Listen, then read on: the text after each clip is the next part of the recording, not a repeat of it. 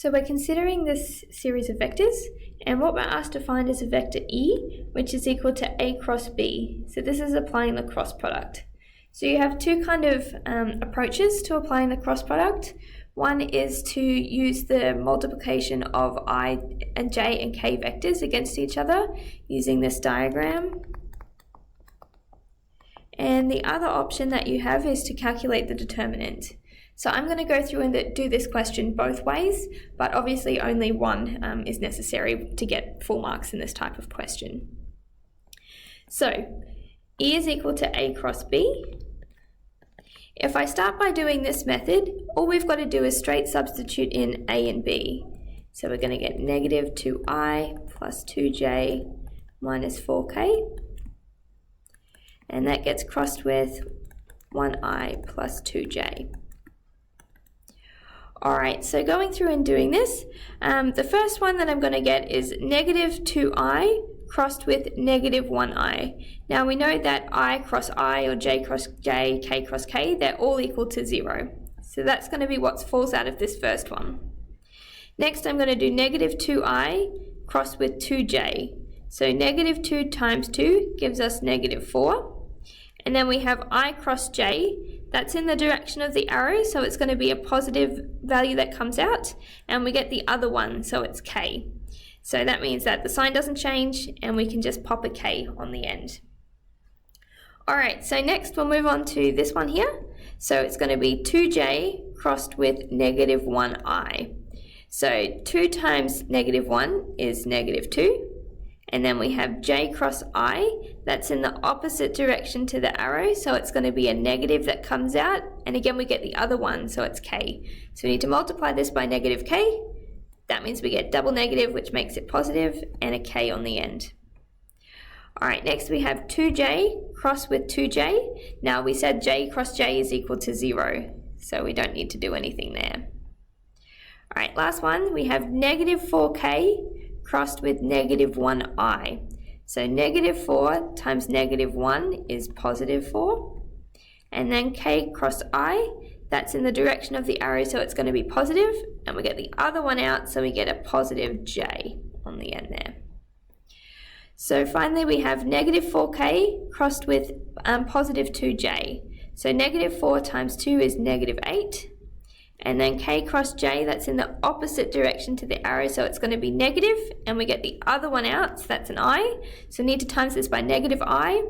Double negative makes a positive. So now we just need to pop this all together. So collecting the I's, we only have the 1, so it's 8I. And then for the J's, again, we only have the 1, so it's going to be plus 4J. And then for the K's, we do have 2 of them, so putting them together, it will be negative 2K over all.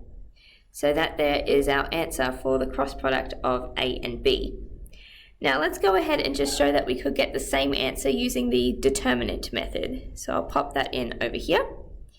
So A cross B is going to be equal to, the first line is always our I, J and K vectors. This second row is going to be the components of A, the first one that we got in our cross product. So the components, we can read them across. We've got negative 2 for I, positive 2 for J, and negative 4 for K. And then this last row is the components of the second vector B. So it's going to be negative 1 for the I, 2 for the J, and since we don't have a K component written here, its component is going to be 0. So going through now, we just need to expand the determinant. I would suggest expanding around the top row. Remember the pattern is that the first one here is going to be positive, and then it alternates, so negative and then positive for those elements that you're expanding about. So let's start with I, and we know it's positive here. Let's make it ultra clear. So then it gets multiplied by the determinant of what's left. Remember, you cover over the row and column. So 2, negative 4, 2, 0. The next one we've got is negative, and it's J, and we cover over the row and column and copy the rest that's left. And then the last one is going to be a positive K, and this is the matrix that's left when you cover over the row and column. Alright, so now we can expand this determinant. It's just a 2 by 2, so the AD minus BC rule. So 2 by 0 minus negative 4 by 2. Negative 2 by 0 minus negative 4 by negative 1. And then negative 2 by 2 minus 2 by negative 1. So going through and cleaning this up, we've got that going away. This is going to become positive 8. So we're left with 8i. That goes away. We've got kind of 4 negatives now, which are going to get multiplied by each other. So eventually that's going to turn it into a positive. So 4 times 1 is 4. So we're going to end up with positive 4j. This last one, we've got negative 4. This is going to be plus 2. So overall, we're left with a negative 2k component. And that becomes our answer. And what we should find is that that is the same as what we got using the other method, which indeed it is. So that's a really good sign. So that's all there is for this video.